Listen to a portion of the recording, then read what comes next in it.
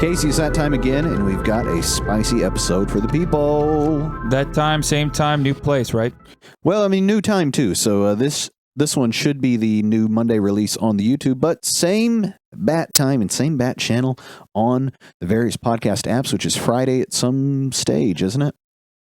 Yes. We're recording very early this week because I've got to go out of town. So if there's any breaking Warhammer news, perhaps Casey will deliver it to you in emergency, or you can follow him on X at 40k Fanatics. And be sure to let us know what you think about the pod, and rate and review and subscribe and tell your geeky friends about us. Like, comment, subscribe, the whole deal. Yeah, and I want to give a shout out to some commenters on our last pod where we looked at some Christmas boxes. There were a couple of people in there that were they took umbrage with our Tau hate, and we don't care. We don't care about you. You don't get the show, clearly. So stick that in your pipe. And where did the Riptide wing touch you, lads? I actually came in after all that was over. All I heard when I first got into 40k was all that. Just veteran players complaining about Tau like that. That's hilarious to me. I mean, look, the Tau are communist fishmen. It's easy for them to catch some strays. And if you don't see that, then I don't know what you're looking at.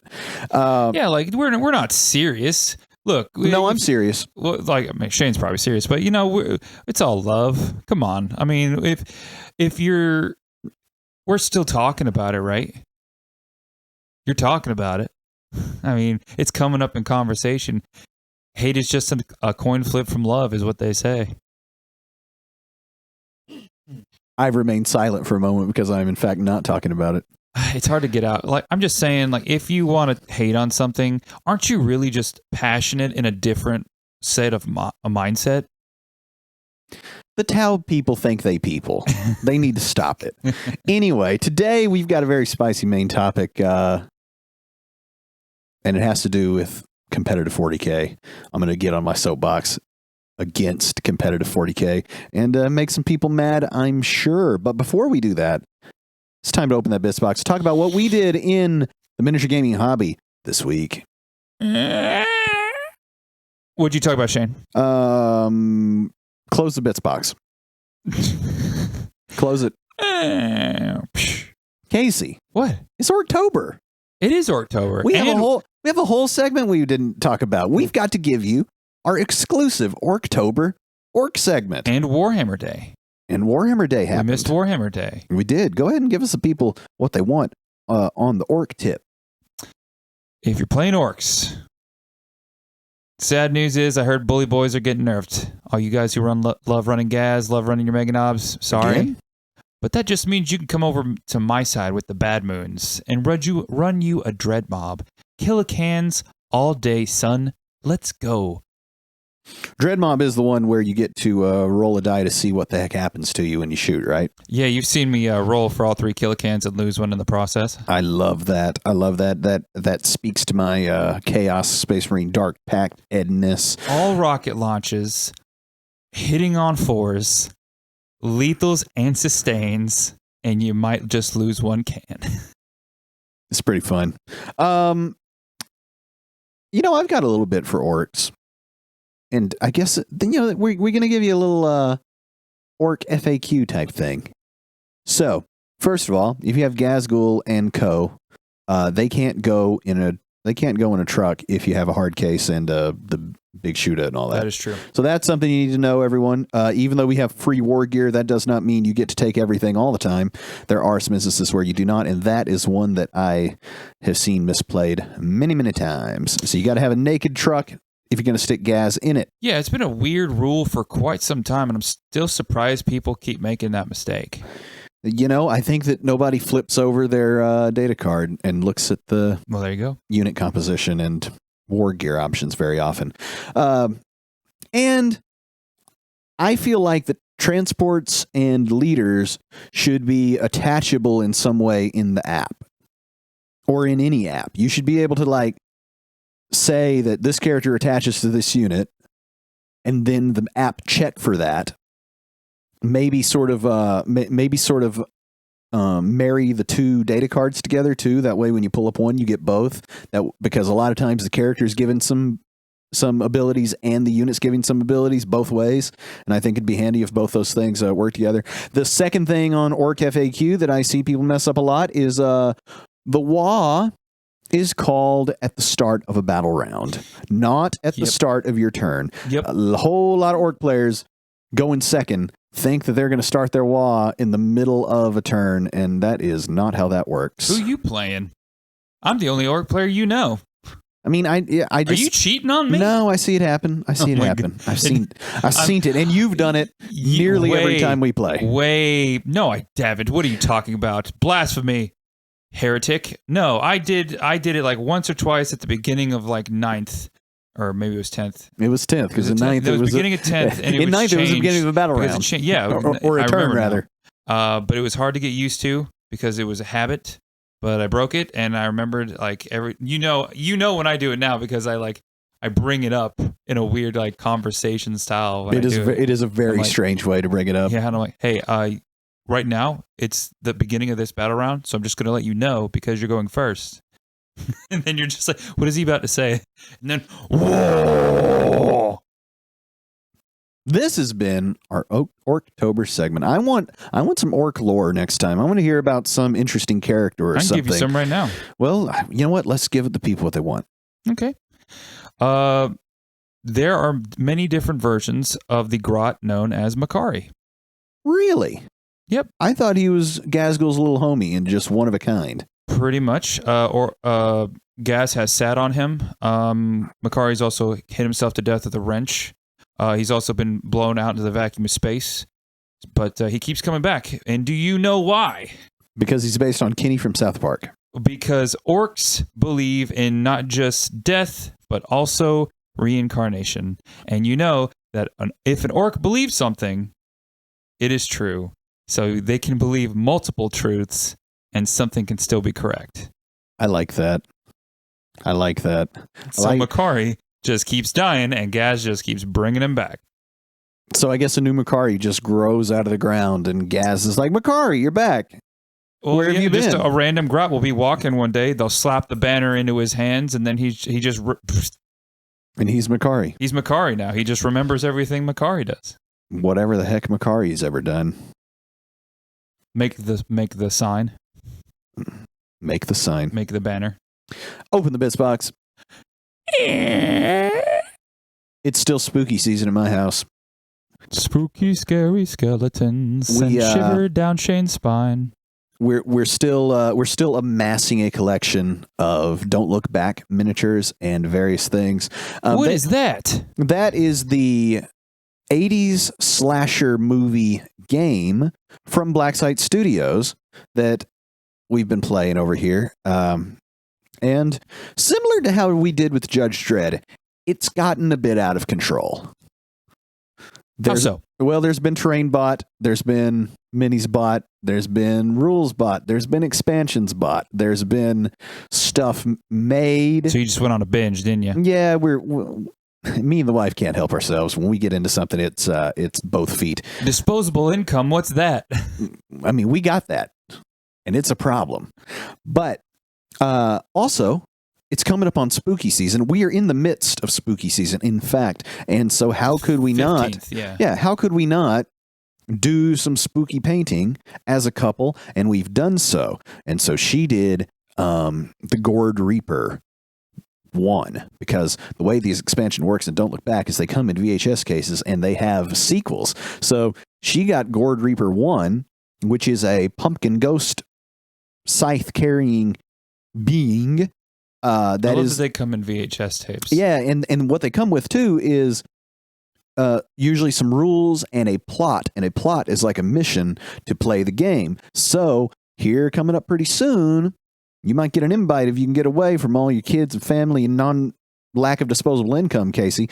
We're going to have a big old Halloween throwdown of spookiness. We put on the spooky soundtrack and everything. We recently painted the entire game room black so that you can take pictures now and the background looks cool instead of so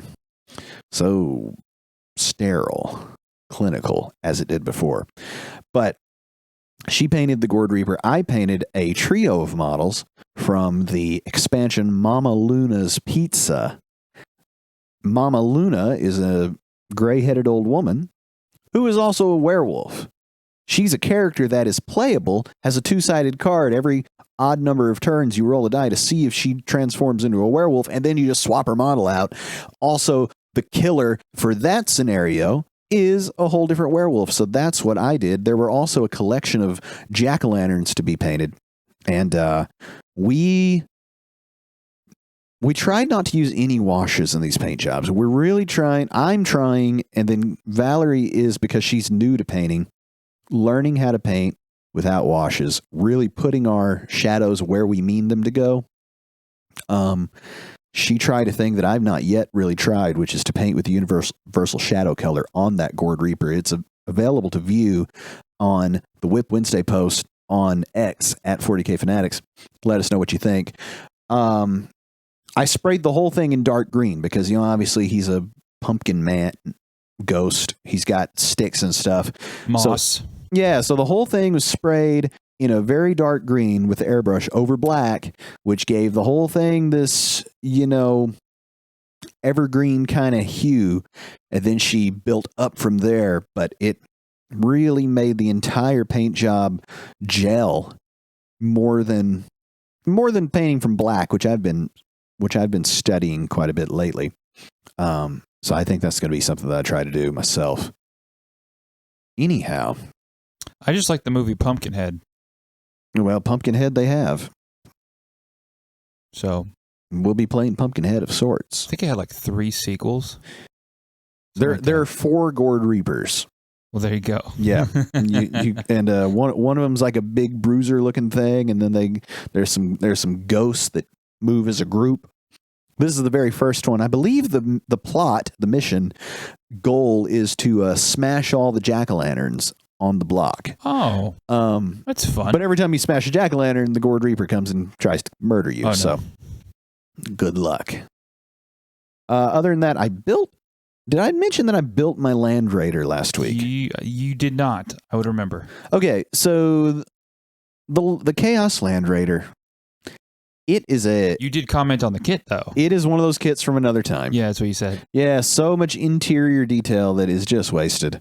I think, having finished it, because I think last week I was halfway. I was kind of to a stopping point. And, I was getting it to where I was able to see what could remain unglued and what would still be functional. And I think that if you wanted to commit to installing some lights up around the top, some LEDs, I don't know where you'd put the batteries. I've seen where people turn them into remote control. Yeah, but I mean, you're not looking at the inside of that. I know, but it's still pretty cool. But I think you could install some lights, and then you could paint the whole inside. But it is a lot. It is a lot of extra pieces to build, and it is a lot to mess with. It's worth it. Mine's glued together, and it's never coming apart. There's no taking it apart. That's why they make a fridge. I don't know what that means. You put them in the fridge. You wait like 20 minutes. Pull them out, and you can take them apart again. So it makes the glue brittle. The plastic glue?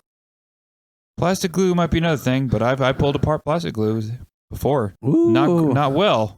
Not always. Let me do it. Let me tell you, when I'm building terrain or vehicles, I put that plastic glue on thick. That stuff is welded. Use the brush-on kind. I use like the dropper bottle. I need to switch to your way, man. Well, I've got a few options. I've got little tiny brush-on kind, and I've got big thick brush-on kind, and all of that. What have you done in the hobby this week? Boy, oh boy, I've been painting me some Blood Angels, or priming and assembling me some Blood Angels. A lot of Death Company, a lot of characters and such. Repainted one of my old Flesh Tear Dreadnoughts, Furioso Dreadnought, in the style of the Death Company. So it's going to be really cool. Hopefully this week you'll see some on the Whip Wednesday along with Pumpkinhead. And possibly Mama Luna. So look for that and maybe some orcs later this month. Ooh. You're not going to paint any orcs. Why wouldn't I? It's Orktober. You don't have any orcs left. You've got them all. Or do I? You have all the orcs. Funny story. Somebody actually came up to me, wanted to pay me for a commission, gave me some random minis, handed me an old school orc character. Look at you now. Just look at him. Free. Free's a good price. Close the box. Our main topic today stems from my interaction with the local community having to do with the most recent RTT. Was that when they beat you up? No, they don't. They don't ever beat me up. They may think they beat me up, but I am impervious to shame and embarrassment. And but yeah, so there was a tournament. There was a tournament. I did not participate. Now, neither did I. I had thought about participating. There was discussion going around in the group about what the missions were going to be for the 3-round tournament. That's interesting. I thought they always unilaterally decided that. Well, they did. What people were doing is they wanted to know, are the missions posted yet? Where are they? Okay. I see what you're saying now. 5 days out. And, of course, I rolled the old hand grenade in of roll them, draw them. We have a mission deck that is made to generate all of these random missions. And I don't mean for the day. I mean, I want the missions random every table, every round. Ooh. And everybody's head exploded. Oh my gosh. Arguments were made about some missions aren't good, some missions aren't balanced. Some don't score high, some score low. So my entire day is going to be based on luck. They must have loved you. Yeah, it went on for a while. And I've got a podcast. So I'm going to give my whole spiel about this. You have a podcast, huh? You do too, and I'm gonna get your input on these things because I think you're gonna be with me on a lot of this stuff. We'll see. Let's go. Let's dish, girl, dish. What's the tea, sis? First of all, I'll go ahead because I know that people are already typing furiously in the comments about those various points that got brought up. On one hand, I understand that that's what the tournament circuit does. They pick missions off of the official tournament list of missions that has the most vanilla bunch of missions. They've got a couple that no one likes that nobody picks from, and they've even got the recommended terrain layouts for them. I understand that's what the game is, okay? I submit to you that that's kind of stupid. Here's why. Casey, is 40k more like gambling, chess, or sports? Because, ooh. yes. I'd say I'm going to go with Connect 4, Bob. You're going to go with Connect 4. Is Connect 4 chess, gambling, or sport? I'm just saying people get pretty heated back in the middle school during Connect 4. A lot of fights. Well, here's the thing. Connect 4 is chess. Okay. What makes chess? Do you know? Chess. Why is it when people say we're playing chess, not checkers, or he's playing chess, bishop to rook 9, Dano, and all that kind of nonsense? They're referencing a level of mastering control over a situation. There's stratagems too for chess. That's right. If you think about it. The thing about chess that makes it chess is that the player has total control over their side of the board at all times. I submit to you, Casey, that Tournament 40k players erroneously believe that they are playing chess. Now, I contend that 40k is not a good competitive outlet at any level from any philosophy, but it is certainly not chess. Now, I don't know why they want to make it chess, because I think that they're missing out on the actual fun of the game and the intention of the game. It is a war game after all, but if it's not chess, is it gambling? Now, the way they try to make it chess is chess has got no unknown variables. The only thing you're ever playing against in a game of chess is your opponent's moves. Your bishop and rook always have the same rules as theirs, and they never change. Okay? That's what makes something chess.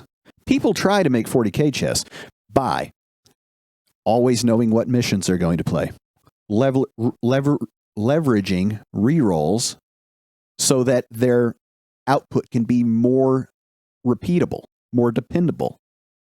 They want to know all of the potential armies that they will face by the submission and review of lists ahead of the tournament. All right. And look, we're talking about smaller tournaments. Obviously, when you turn this into big week-long GTs, the pool becomes so large as you get a little bit of everything and a little bit of all sorts of players. Perhaps even enough rounds of random missions to, I don't know, learn something. I don't think is even what we're trying to do.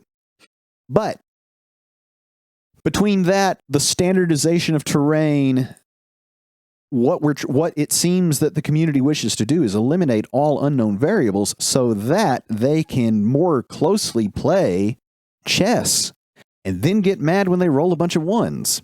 Because it is obviously not chess, because you do not, no matter what you do, have total control over your side of the board. The probability is just, way out there. They move around. So is it gambling then? So, yeah, that's what I was going to say. It sounds like gambling more like, because there's a lot of unknowns. There's a lot of unknowns. Especially when you're playing orcs. However, I submit it is not like gambling. You can always roll 6. Gambling, the thing that makes gambling is that the odds are always set the same. Now, people will make the argument that, no, when you're playing poker, there's all sorts of gamesmanship going on between you and the other people at the table, and the amount of your bet can influence the way that the thing works. That's true. But if we're playing like with a single deck and we're playing poker and there's 3 aces in the flop, it's unlikely that the 4th ace is coming out right then.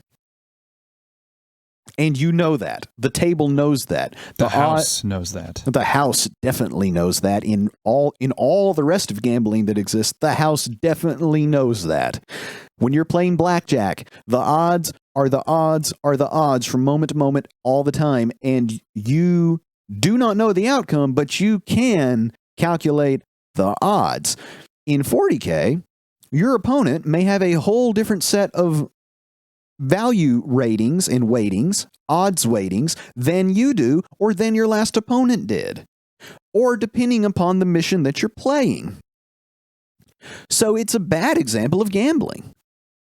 If you wanted to be the house in 40K in some sort of way that you made up a tournament to turn it into gambling... Would Games Workshop be the house? No one's a house, because you can't predictably create odds that would let you, the house, win and allow the gambling to continue. Well, I mean, no matter what, Games Workshop's the one making money.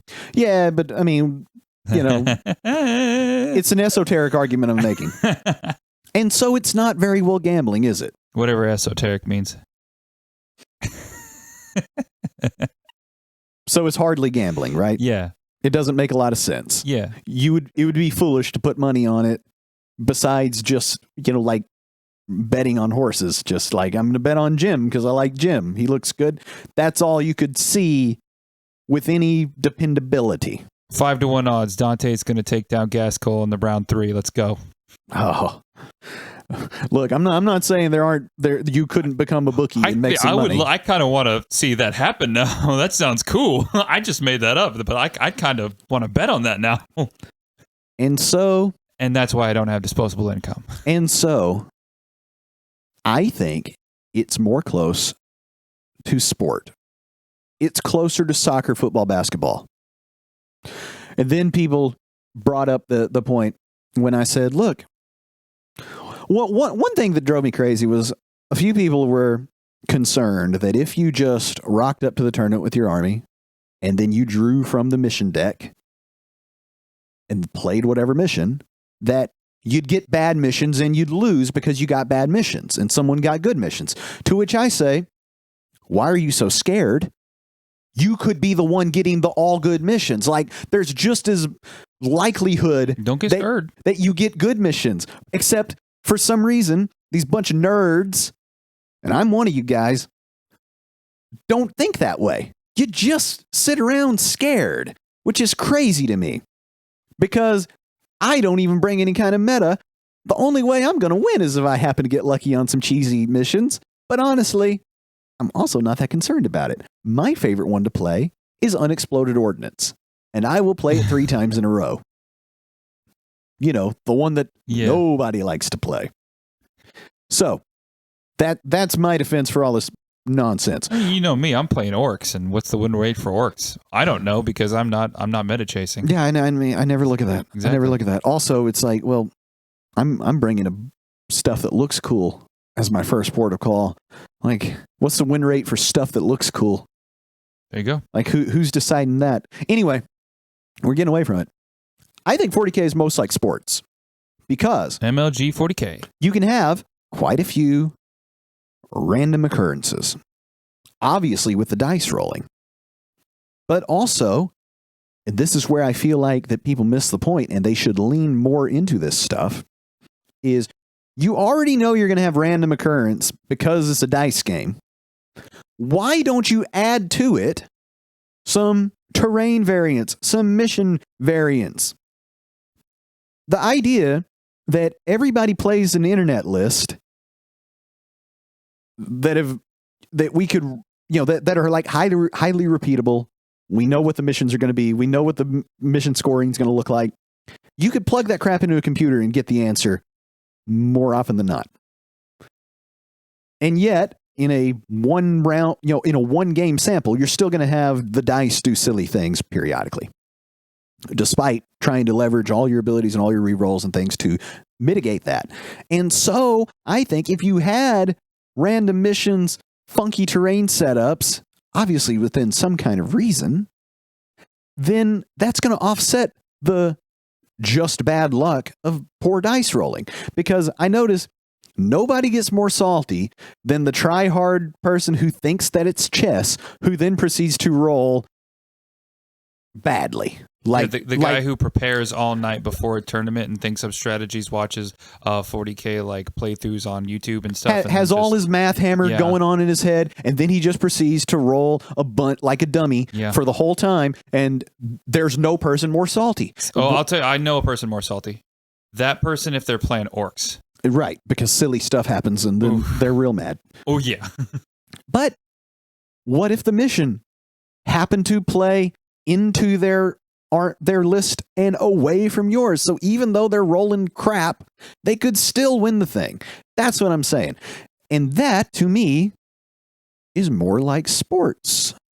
And people are, but the playing field's always the same. No, it isn't. Are you silly? First of all, we play 40K in the aggregate. In a 3-round RTT, it's all about win record and points. All right?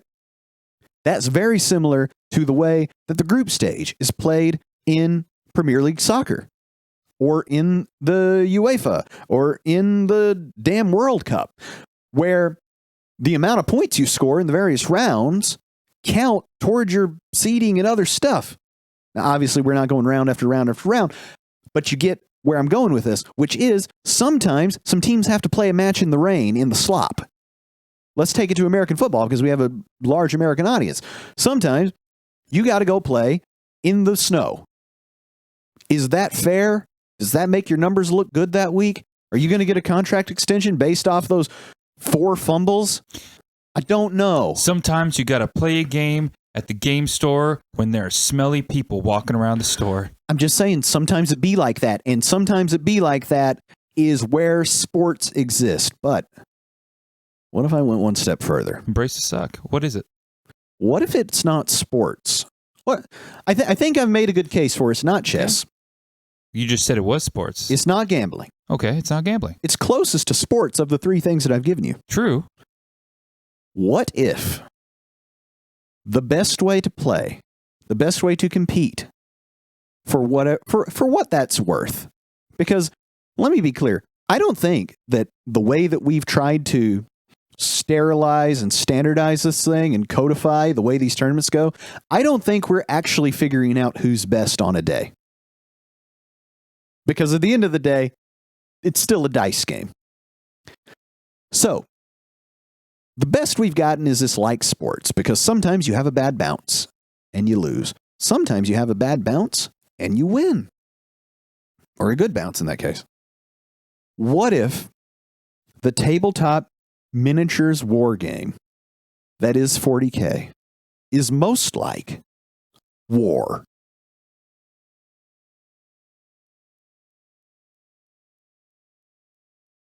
I don't know what you want my reaction to be in this situation. It's a war game. Exactly. But in the competitive side of this thing, and look, and I'm saying the competitive side of this thing, like in our local community, we play a whole bunch of match play. We do. Pariah Nexus, particular terrain set, missions off the GT pack games. So even though we're mostly not playing competitive 40K, most of in our scene, the quote unquote casual games are pretty dang close to competitive 40K. Now, I'd love to play the farm. I say this. Yeah, same. I say this. What if the war game is most like war, or meant to be most like war? One does not choose their battlefield and their objective in war.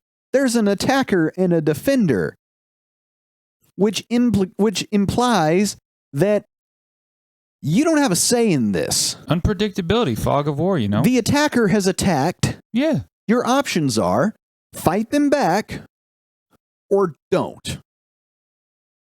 And if we're going to say, well, we're going to play this war game, then you're going to fight them back. Korn doesn't care from where the blood flows. He doesn't care if it's from the chess club, the soccer field, the blackjack table, or the battlefield. Because I imagine somebody's been stabbed in all four of those scenarios. Some have a higher stabbing rate than others. The blackjack table may be higher or, per capita than the war. And now I want to watch Casino. I've never seen Casino. That's got De Niro in it, doesn't it? Yeah, it's really good. I bet it is. Gosh, it's really good. Is he just a maniac the entire time? No, not really. Is it pre-screaming De Niro? There came a point in De Niro's career where he just began screaming. No, yeah, he was calm, cool, and collected. If anything, he had maybe OCD or something. I like that. Yeah. Very atypical. So wrap your head around that, Casey. What if we treated a 40K tournament like a military campaign? What campaign? A military campaign. Okay, yeah. Well, yeah, that's what you're supposed to do. But that's not what we do. Why don't we do that then? Because people want to make it chess. True. Because they think, if I can whittle this down to a way that I can math out my list, that I can prepare for the test, and win, then I can win.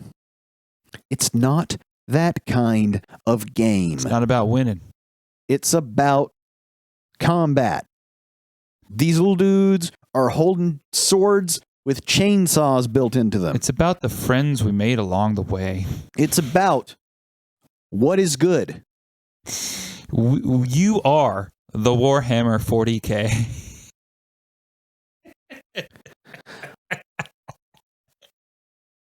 And so what is all this talk that I've done, to what end is this? What am I trying to accomplish? I'm trying to have more damn fun.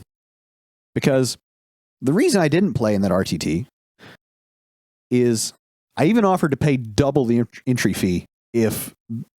Whoa.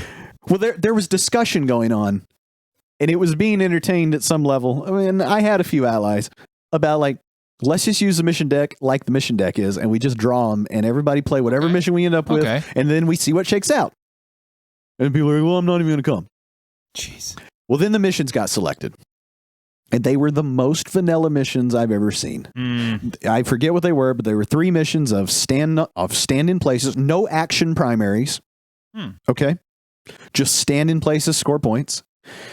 The mission rules, where there were any to think about, were the ones that make it easier to do actions for secondaries. So it's like the whole action mechanic of Pariah Nexus that gives you this sort of risk reward of these guys are going to do the action even though they're not going to be able to advance or shoot, etc.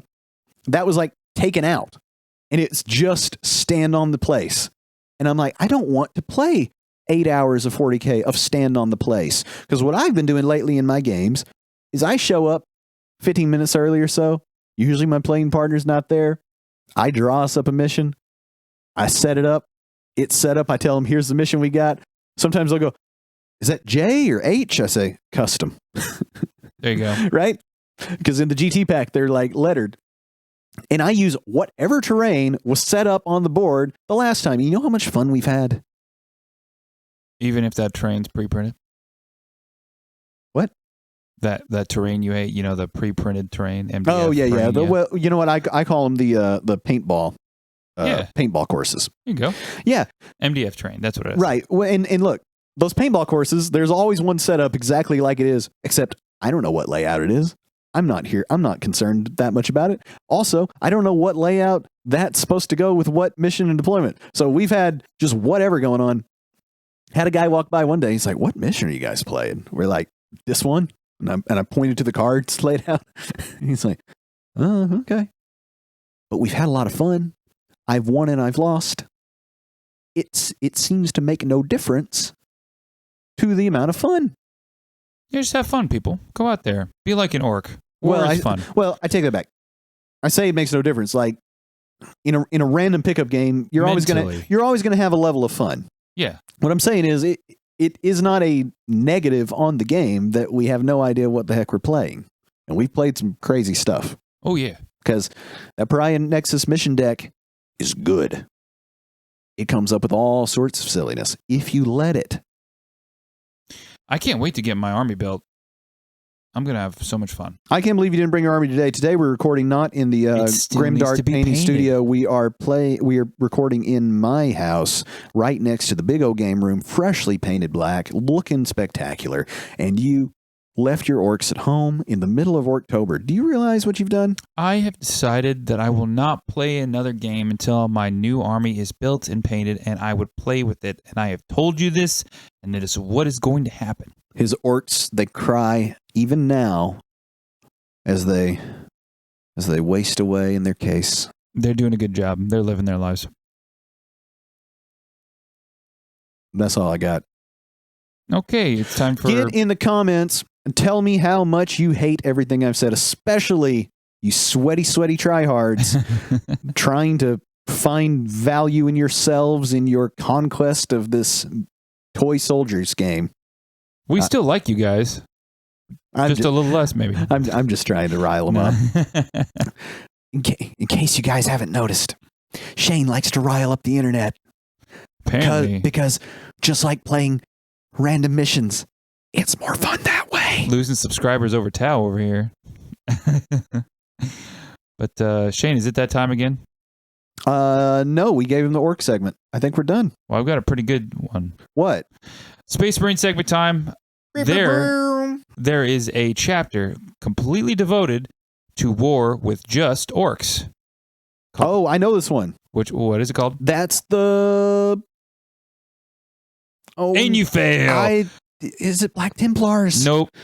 It is the Crimson Fists, Sons of Dorn, from Rin's world itself, with a dripped out chapter master named Pedro Cantor, dedicated to killing orcs because they 9/11 their own homeworld. Just orcs. Yeah. Well, I mean, they'll fight whoever. So are they a successor chapter to the Black Templars? Fists. Oh, the Imperial Fist. Really? Black Templars are a successor of the Imperial Fist as well. Oh, that's right. Yeah. Oh, I see. And Black Templars are the Xenos fighting squad, are they not? They are. Black Templars are the everybody fighting squad. Well, who is it? This guy Marnius Calgar with his Marnius Calgar? No. Who am I thinking of? Helbrecht. That's Black Templars. Yeah. Yeah. I'm talking about Pedro Cantor's I thought boys. they were like a dedicated anti-Xenos squad. They're more. Well, I mean, they are anti-Xenos, but they're anti-everything. They are full chaos. They are full Imperial Creed Kool-Aid drinking Emperor's a god, like zealous crazy mothers. Okay, but Pedro Cantor and the Crimson Fists, they do everything they can to stop out the Greenskins wherever they hide, wherever they fight. They will find them and they will get them. Well, there is always the demon, the Xenos, or the heretic to burn. There you go. It's been good talking to you guys. Stay fanatical, folks.